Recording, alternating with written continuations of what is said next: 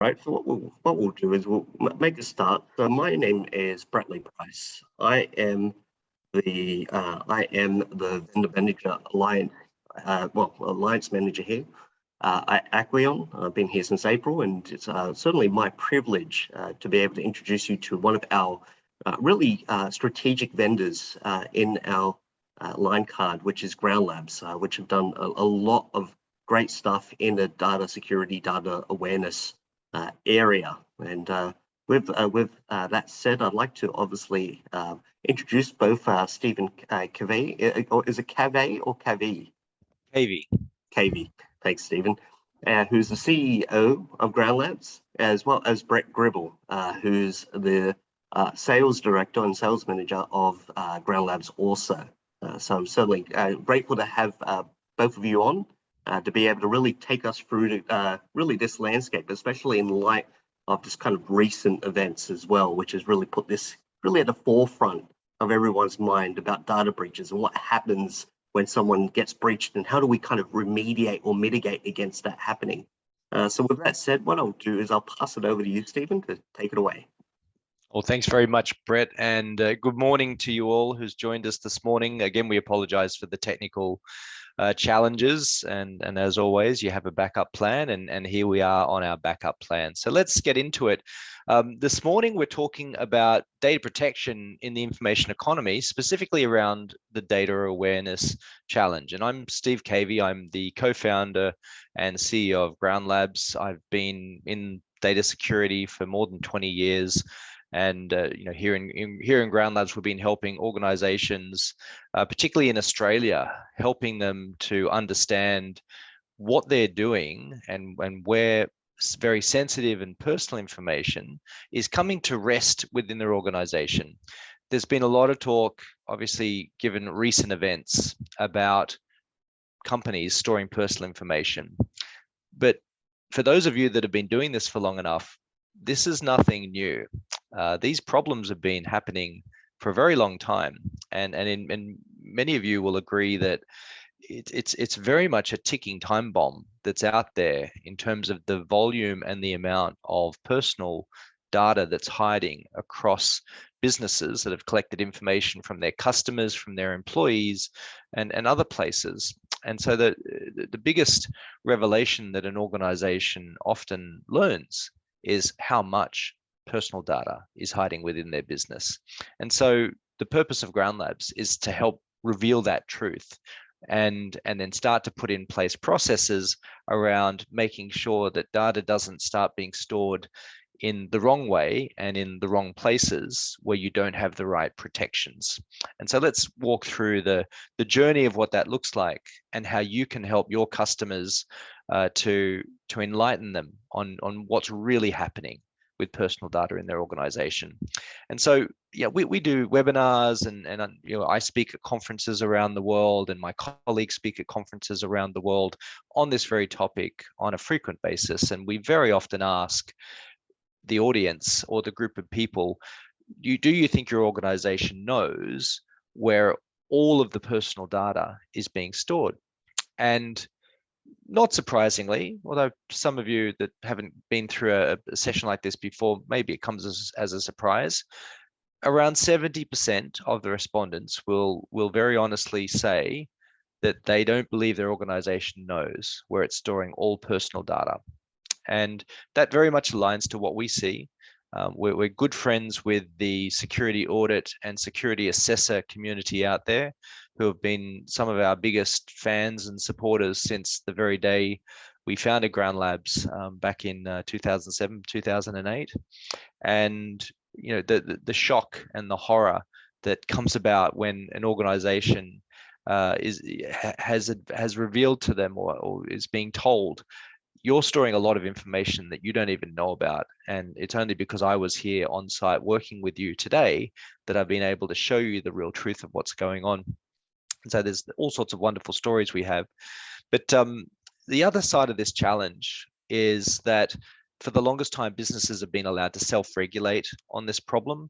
And because there haven't been very strong laws in the past that are putting a lot of pressure on businesses to do something about this hidden problem and bring it to the surface and then deal with it, frankly, businesses failed in that job. And unless you were of a certain size, or unless you were being regulated by some very specific industry law, such as you're in healthcare, or you're in government, or you're a financial institution, then there's many other organizations that weren't under regulatory pressure to make any changes.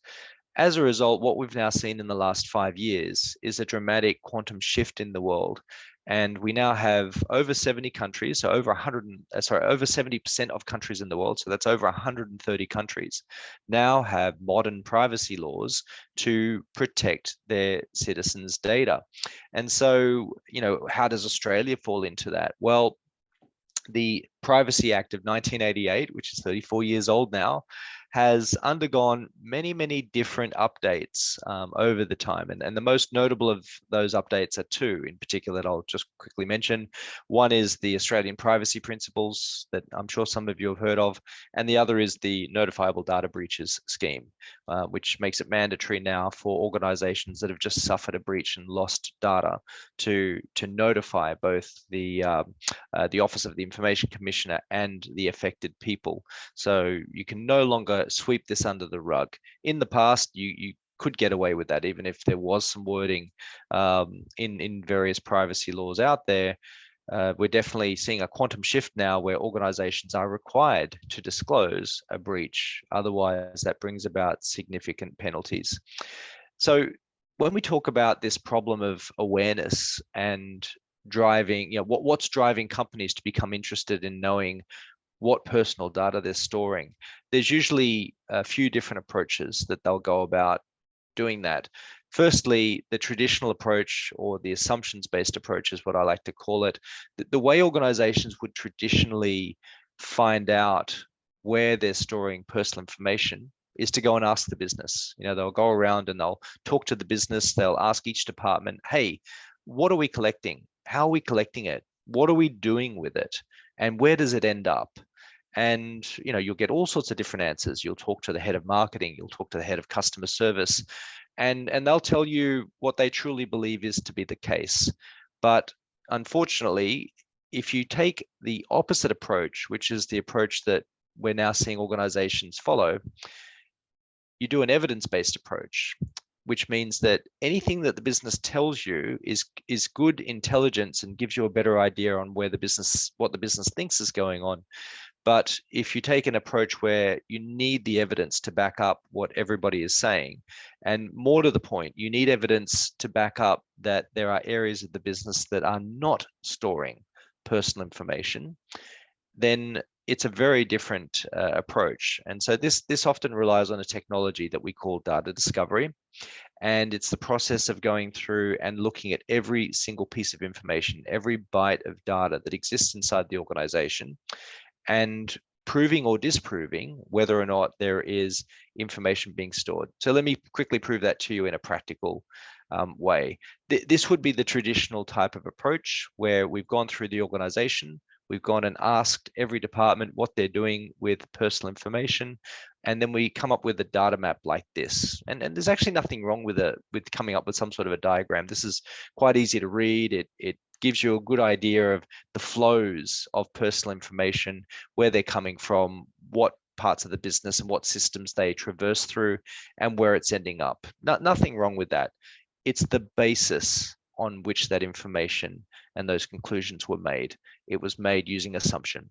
And if you base it on assumption, and you base it on what your current team today think, and you're not taking into account, taking into account what might have happened, say 2 years ago or 4 years ago or 6 years ago, when you had a previous generation of staff and what they might have been doing with personal information and where they may have been storing it, the current generation of staff may not be aware of what was happening back then, and there could very well be some unknown areas of storage, as well as out-of-band processes that are happening right now, today, that the current head of security or head of IT has no idea about. And in line with what I was saying earlier, we've worked with many security assessors over time, And the common situation is they come into a customer environment, and this is how the customer has assessed themselves. They've gone through, they've asked the business, they might have cleaned up a few things, and now they believe that from the standpoint of, are we storing customer data or not? We think we are now compliant. We are not storing customer data in places that shouldn't be without any security. The assessor will go around and do some sample-based data discovery, and they will very quickly reveal a completely different picture. And again, the organization is shocked, they're surprised, they're questioning themselves, but the reality is that they were just not looking. They were asking, but they were not looking. And so we need to talk about, how do we change that? So what drives this change of behavior? What drives an organization to consider changing their approach? The first is obviously the worst, a data breach. The worst time to be asking the simple question, where do we store personal data, is after a breach. It couldn't be the worst time to ask that question. Certainly the best time you want to be asking that question is well in advance of suffering any form of a security incident. The second most common reason is driven by compliance. So for many years, there were organizations out there, and there are organizations, many in Australia, that have been doing this and doing it well because of some compliance-driven requirement. The most common in Australia has traditionally been the PCI DSS standard, the payment card industry standard. That's put a completely new level of regulatory pressure on businesses that were storing credit card numbers and payment card numbers. But unfortunately, that was where that standard stopped. It had no interest in knowing about any other personal information, only the PCI data that was out there. And so we worked with many organizations where all they cared about was finding credit card information, but they weren't thinking to go any further and start looking for people's names, people's addresses, people's phone numbers, people's driver's licenses, and all of the other sensitive and personal artifacts that are hiding and have been collected over many years. And the last one's an interesting scenario. You will find in organizations that have just had what we call a change of guard, a new CISO or a new head of IT security, or a new person who's come in, and they've just started asking questions about how the business handles information.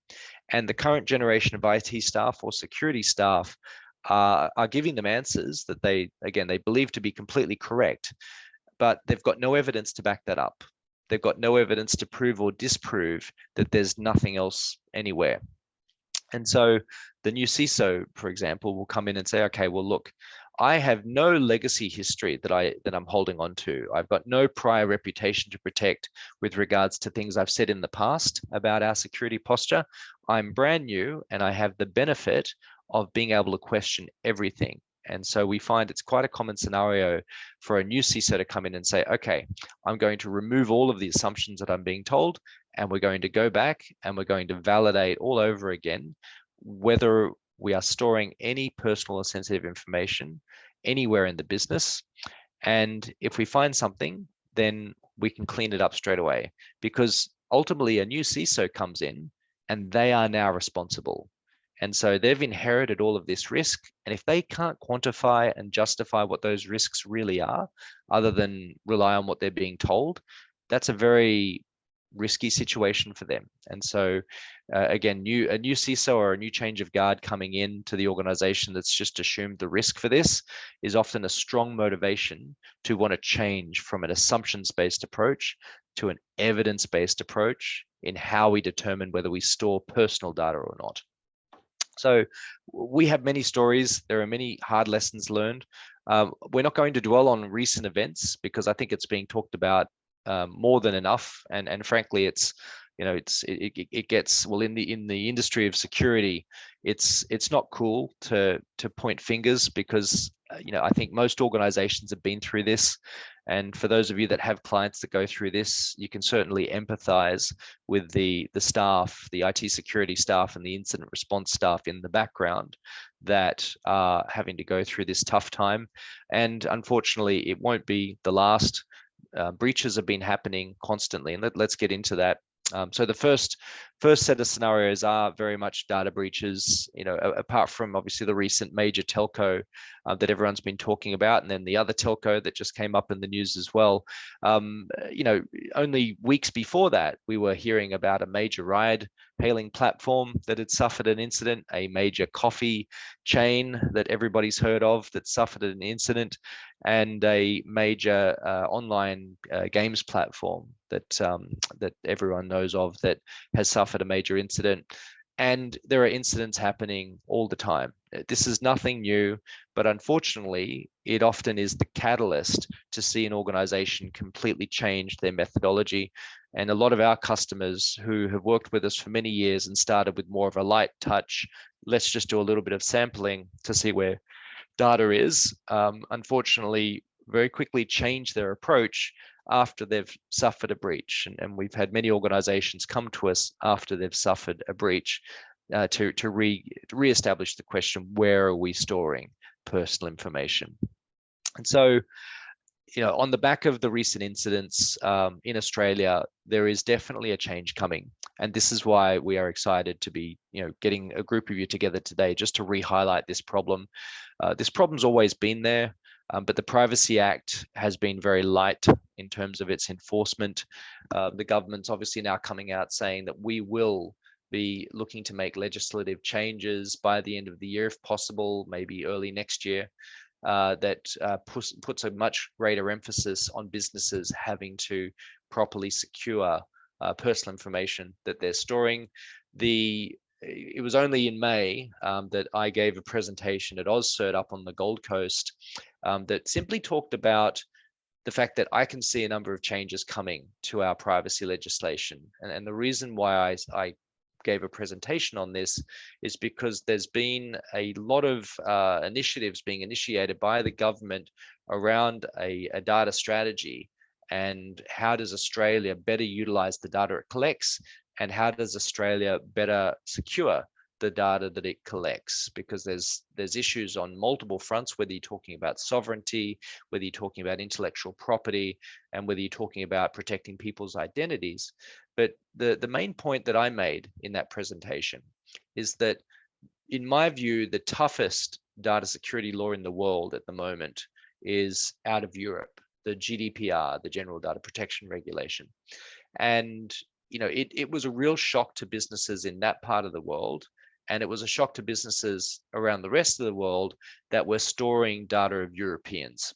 And so, without diving into all the details of it, the weight that the GDPR has, and the emphasis that the GDPR makes a business have on data, and understanding where that data is, and making sure they have all of the processes in place, including appointing a data protection officer who has to become responsible for overseeing the handling and awareness of data in a business. Australia doesn't have that law, or Australia doesn't have that level of requirement.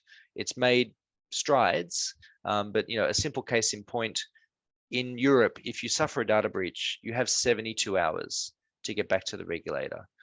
In Australia, currently it's been set to 30 days. So I think one of the biggest changes you'll see coming down the line is a shortening of that window that you have to be ready to respond in and report and disclose. And I know that was one of the criticisms in the cases recently. And there are many other changes. And so we're not here to talk about regulation, because frankly, it's a boring topic. But the takeaway message for all of you is that there is a big change coming. It's going to be a shock to Australian business. And in any scenario, no matter what the details of these changes are going to be, because they're not announced yet, what I certainly see is that the Australian law the future of the Australian privacy law will be much more closer aligned to what the GDPR in Europe looks like. And the first critical step in any scenario for any business is going to have to be, where is the data? What data have we collected? If you don't have the answers to those fundamental questions, then your ability to comply with any updated version of a new privacy law is going to be a real struggle. And that goes the same for any other country. You can't secure something if you don't know where it is. And that's the key simple message to any business out there that we talk to. And if you're talking to the right audience, it becomes a very easy message to deliver. Just really quickly, the cost of a data breach around the world, Australia is still one of the smallest. I dare say that's probably going to change given recent events and given increased emphasis on trying to fix this problem. The penalties are definitely going to go up. The emphasis is going to go up. And I think just the overall awareness of collecting data is going to be much greater. And so citizens, potential customers are going to be more wary of what they give, and businesses are going to have to be a lot clearer and almost start to sell potential customers on how secure and how respectful they are in keeping people's data private. Again, lots of stats out there. The Office of the Information Commissioner, if you Google Office of the Information Commissioner notifiable data breaches scheme, you will find all of the stats online on what's going on at the moment in terms of the cost of a data breach, the reasons why, the problems around notification, the problems around human error, the problems around external threat actors coming in and breaking into networks and stealing. There's plenty of data. But the key thing is that the recent events are not isolated. Data breaches have actually been happening in Australia for a very long time. It's only that we've had newer laws in place to just make it a requirement to notify, but we still have a long way to go in really upping the ante in putting stronger pressure on businesses to actually make sure they become aware of data and make sure that they're securing it. And again, I touched on human error, malicious attack. These are some recent stats from the Office of the Information Commissioner. 464 breaches were reported. And, I don't know about you, but I dare say there's still a lot of Australian businesses out there that have no idea that this obligation exists. And so there are probably many more breaches that are happening out there that are just not being reported to the Information Commissioner and are just being dealt with internally. So, compliance, that's a big driver. There's many different reasons, but the compliance pressure is going to go up significantly. The change of guard is always a fascinating one. We worked with a major supermarket chain in the region, and they had just changed their CISO, and their CISO effectively didn't believe the feedback that he was getting from the existing generation of IT and security staff. And so they actually engaged with Ground Labs, and within a few days, after just doing a proof of concept on a couple of servers, they found hundreds of thousands of personal data records hiding in places that the current generation of staff had absolutely no idea about. And so this was an organization that had thousands of systems around the business. And so that created a new motivation to say, right, let's go back to square one. Let's re-baseline everything. And then let's make sure that we fix it. And the same happened with a customer in the aviation industry in another part of the world. We were dealing with their previous generation of staff. Unfortunately, they suffered a breach. A new generation of staff was brought in, and the attitude that we saw from the old generation of security people to the new generation of security people was very different. The new generation of security people said, right, we are taking all assumptions off the table. We are going to scan every piece of data across the organization, and we are going to deal with this problem once and for all. And not only are we going to go back and clean up all of the retrospective problems that are hiding from the past, but we are going to implement an ongoing process where we monitor all of these systems and make sure that we don't have new pieces of personal information appearing in places where it shouldn't be. Because if you think about any organization, they're collecting new data all the time. They're coming up with new, new initiatives, new campaigns, new platforms, changes. If you're an organization that's growing, then you're making changes on a regular basis. And that could result in data turning up in places that you didn't expect for the strangest of reasons, whether it's an out-of-band process, whether it's an application that was misconfigured and it's not encrypting the data that you expect it to be encrypting, and all sorts of other interesting scenarios that can result in data ending up in places that it shouldn't be. The key thing here is don't make any assumptions about it, because it's the assumptions that result in the most horrible surprises. In terms of where does data hide, I like to ask audiences out there in the world. Everybody is starting to say the cloud, and they're correct in that there have been a lot of data breaches in the cloud. Certainly Amazon S3 is a common platform that was often being mentioned in a lot of data breaches.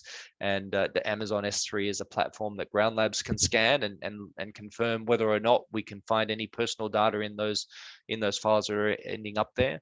But the thing that a lot of organizations are ignoring is not only what's in the cloud, but also what's back on premise.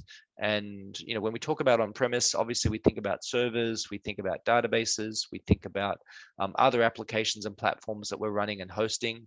And that's not just on our own metal. It could also be on cloud virtual machines and so on. But the most commonly overlooked area is also the endpoint. A lot of organizations will say, well, we don't store anything on the endpoint. It's all synchronized back to servers. And that's true in a certain way. But we often find big surprises on those endpoints. And again, to tell you a very quick story, we work with an organization in the US. They had a system administrator, so a very trusted individual who used a laptop, but they basically got access to that laptop. I think the guy was going on holiday, and just as a routine precaution or routine process, they decided, let's scan this laptop and just make sure there's no personal data ending up on there. And they found over 1 billion records. Now, this was a very sizable organization, but they found 1 billion records of personal data, not necessarily unique. And the reason why they found this data was because this administrator had been taking a copy of some backups of their central Oracle database platform and been copying these backups onto his laptop. Now, I don't think anything nefarious was going on based on what I was told. This person's job was, obviously a trusted person to handle information and look into things. So he might have been doing a backup restore test or something like that. But the point is that this data, which was in unencrypted form, was sitting on this laptop and it had been forgotten about. And this is a laptop that was probably being taken on a train, in the back of a taxi, and in all sorts of other interesting scenarios. And this was just a potential exposure waiting to happen. Luckily, it didn't happen. They found it and they cleaned it up. And it just increased the awareness of this potential problem if you're not looking for it. And so I just want to leave all of you with a couple of key takeaways from this message today. Number one, we've got to start with the data. No matter what happens to the new privacy laws that are coming down the line once the government gets its act together, the key thing is going to be the data. It's going to start with understanding the personal data, where it is, what it is. And once you understand that, then you can start to make decisions about whether we need to keep it or can we just delete it. And if we do need to keep it, then we can start to do something about it, like locking it down, securing it, encrypting it, putting the right controls around it. And we're not even here doing a product pitch today for all of you, but we do, in addition to helping customers find the data across a myriad of platforms, both on-premise and in the cloud, and we support the full range of Australian personal data types, such as people's passports, Australian addresses, phone numbers, driver's licenses, and so on. We also provide the ability to do some remediation, so the ability to properly delete that data, encrypt it, and mask it in certain cases. But the key thing is you have to start with the data before you go any further. We've got to get rid of the assumptions. The assumptions are the reason why we are in this situation. So many organizations for the longest time, for too long, have made big assumptions about where they're not storing this kind of information, and they've only focused on the areas that they think this kind of information is ending up. And very often in a breach scenario, the organization is so shocked and so surprised because the data that was stolen was data they didn't even know they had. And so that's very often the underlying starting point. And you require evidence. If you're going to make decisions and if you're going to invest in security solutions to protect data, then you need evidence on which to make those decisions. And again, don't do it using assumptions, do it using technology. And technology will generate evidence, and evidence you can make very solid decisions and quantify and qualify to people, to whether it's your assessors, whether it's your board, whether it's your executive, that these are the reasons why we need to make these changes. And these are the reasons why we need to reevaluate how we've been doing certain things, because now we have evidence that proves differently from the assumptions we made in the past. And so, I greatly appreciate your time, and this was a rather rushed presentation, but I hope we got the message across.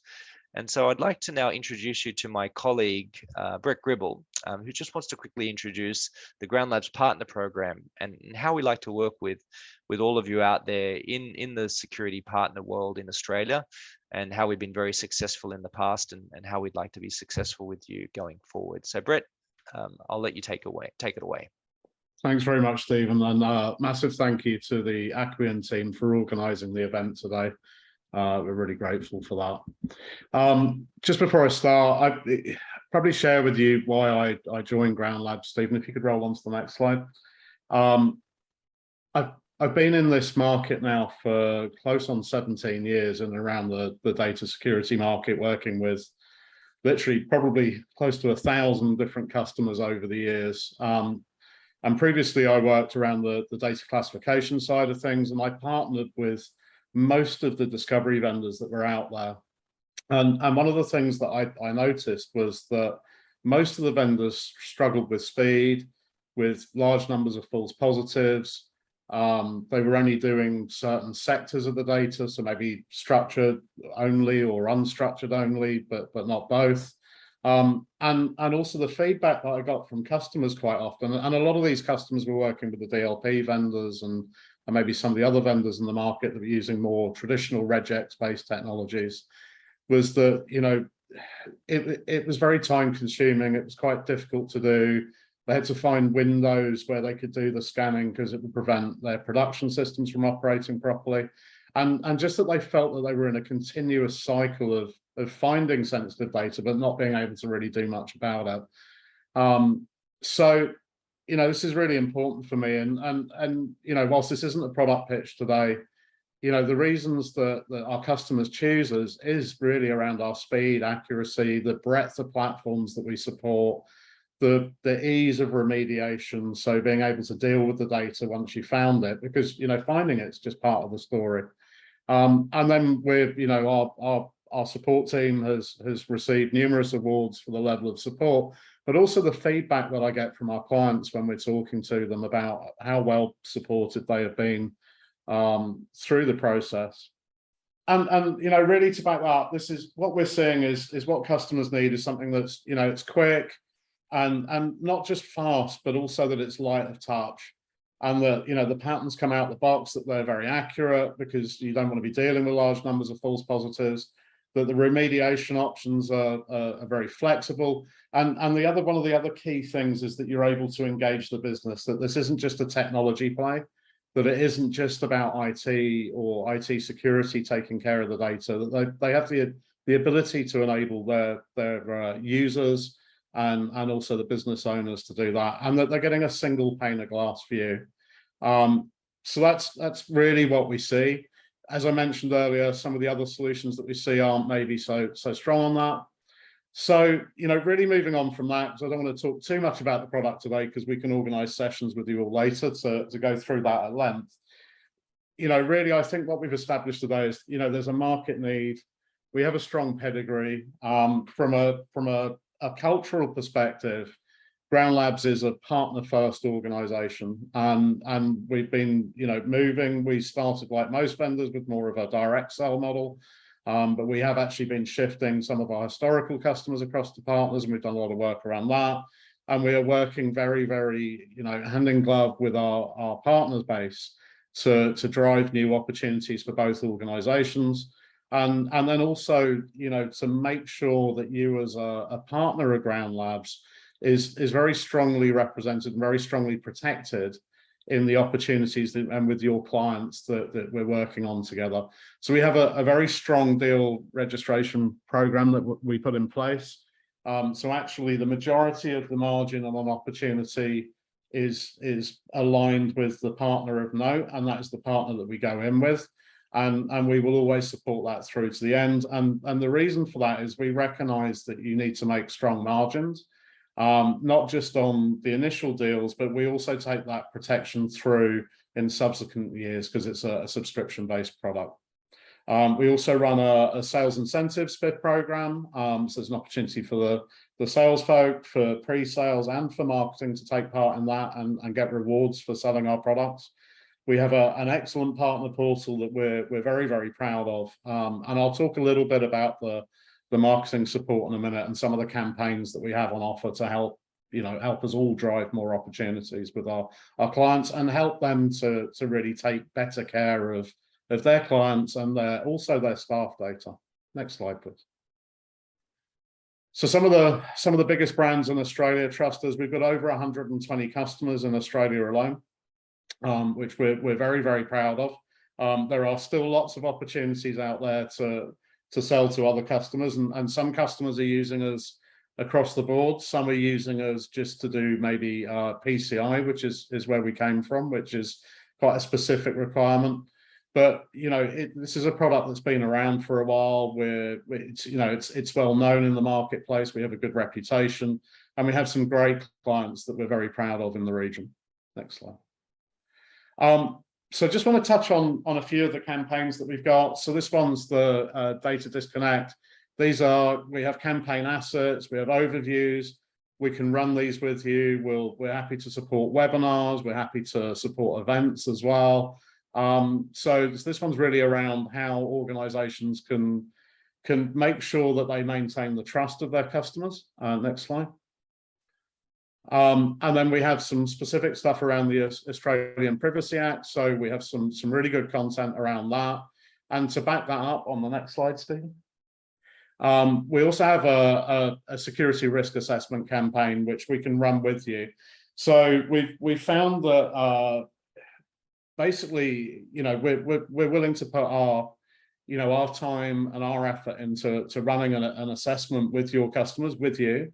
And that's of value. And I think Stephen mentioned earlier about, you know, we find that a lot of customers have gone on the kind of trust basis with their staff to a certain extent, or they've just been, you know, doing kind of manual checks, and that just doesn't go deep enough. So this is really a way for the client to see where they're at and a limited data volume. But it really, what we found is this really, really helps bring it home to them that maybe things aren't quite as good as they should be. And really gives them the ability to go to the board and get funding for a project such as this. So I'm going to cut it short there because we're trying to maintain on time. If any of you are interested in finding out more about the product or what we can do from a marketing perspective to drive more opportunities for you within your customer base, please reach out to the team at Aquion, either Regine or Brett Lee, or myself at Ground Labs, or please also go have a look at our partner portal at partners.groundlabs.com. With that, thank you very much, and I'll hand over to Brett Lee Price from Aquion. Brilliant. Thank you, Brett. Always fun calling my own name to someone else. I just want to thank you all for attending, and those people who have attended, please be on the lookout. We will make sure, of course, that for valid partners who have jumped on the call, that the $25 Uber Eats voucher will be dispensed. And yes, by all means, if you're interested in partnering up with Ground Labs, and Ground Labs is an amazing technology, please just reach out to either myself or Regine. Thank you, everyone, for your time.